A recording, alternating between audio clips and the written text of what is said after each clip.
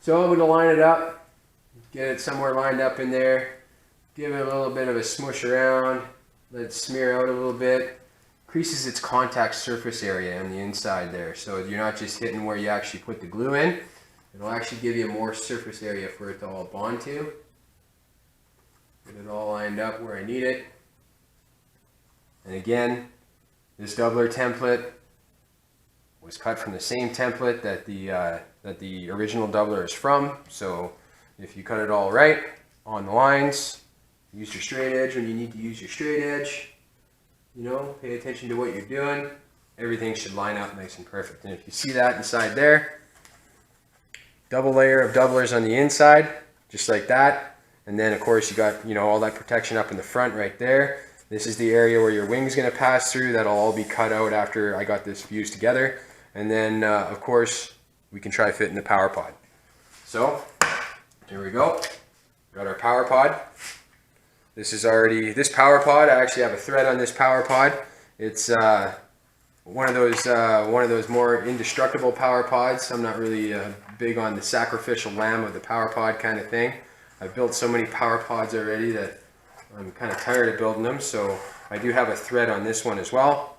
So, if you actually take a look on the inside, you'll see how those all slide together, just like that. Your power pod just slots right inside there, right? You can see how it all indexes up, pulls it all together right in the back.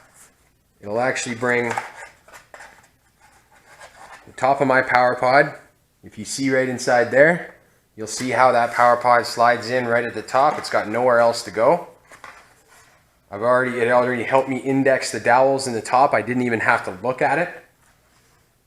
Everything lined up perfectly. There was no resistance. And now I'll take my skewer that holds in the back of the power pod. Watch this.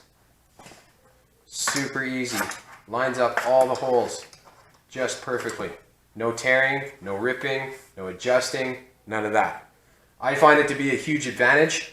You will find that there is a little bit of space here between your power pod and right there. It'll just give you some, you know, room to help adjust so it doesn't bind and you're not really reefing on your power pod to get it in or out or anything like that.